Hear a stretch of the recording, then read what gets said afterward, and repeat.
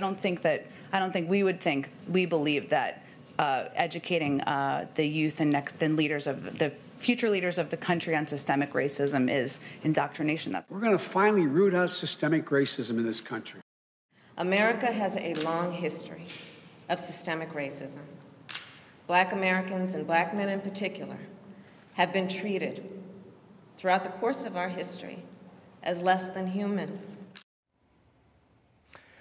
Joe Biden, the president, has made some of the most racist comments of anybody that's still in office today. The man who didn't want his kids growing up in a racial jungle now sounds like an Ivy League race and gender professor. You think that's real? It's all for votes. You can always trust that. This is the left's panic button after watching Donald Trump double his share of the black vote in 2020. And how about the chairman of the Joint Chiefs buying right in as well? One of the most embarrassing moments for our military in a long time was this. It is important that we train and we understand, and I want to understand white rage, and I'm white, and I want to understand it. That, my friends, is a man that'll do or say anything to keep his job. For more on this, let's bring in Texas Congressman and American war hero Dan Crenshaw, a retired lieutenant commander and former Navy SEAL who lost his right eye and nearly lost vision in his left eye when he was hit by an IED explosion while deployed to Afghanistan in 2012. Sir, thank you so much for taking the time. Hey, great to be with you, Rob. Sure. Yeah, we want to talk about your sacrifice here for a second. The blast, of course, destroyed your right eye. You had to have surgery on the left eye, and then recently another surgery that left you nearly blind for almost a month. You have given a lot more than most people for this country. Tell us what inspired you to do that. Well, like most SEALs, we've wanted to be a SEAL since we were a little kid. Maybe you read a book, maybe you saw a movie, and you're attracted to the adventure at first, attracted to the elitism of the SEAL teams, and then it evolves as you get older, and it becomes about patriotism. It becomes about serving your country. I'd already wanted to be a SEAL before 9/11, and then 9/11 happened, and it cemented that desire, and you'll go through hell literally to accomplish that dream. That is something else. It's, you know, we show a lot of examples. We talk about it a lot. It seems like there's a lack of patriotism in the country, and I think it's really concerning to a lot of Americans. It's manifesting itself into seeing everything as race as well. We're very divided. We mentioned earlier Gwen Berry, the hammer thrower, calls herself an activist athlete. Here's how she defended herself from a lot of criticism she's getting this week. Here's a recent interview. Take a listen. The third paragraph speaks to slaves in America, our blood being slain and pilfered all over the floor. Mm-hmm. It's disrespectful, and it does not speak for Black Americans.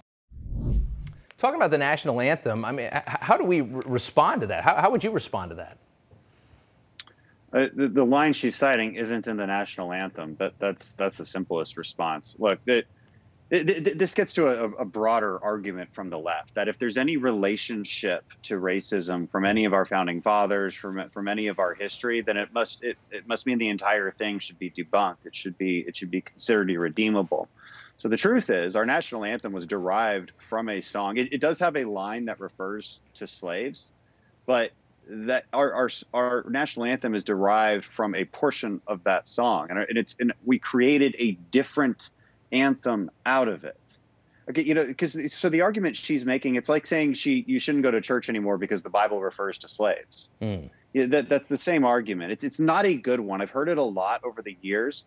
The Black community has been taught this argument. It's a very recent development. Notice there's old pictures of her waving around the American flag, right? You know, before CRT got to her. So, you know, it's important that conservatives understand these arguments too, and where they're getting these narratives from, and how to confront them in a deliberative fashion. And I mean, like you said, there's a picture of her draped in an American flag. Before, it's almost like an indoctrination happens to people. It is. Yeah. It is. Look, there's two separate stories in America right now. And the progressive left story that started under Woodrow Wilson has always been anti-founding fathers. What are conservatives trying to conserve? Essentially, we're trying to conserve the founding. Okay, this idea of a political republic, of an idea of states' rights, an idea of natural rights that government is there to protect. This is a very unique idea. We take it for granted, but it's a very unique idea that conservatives are trying to conserve. The left does not believe in this fundamentally. They do believe in a centralized collectivist society. Right.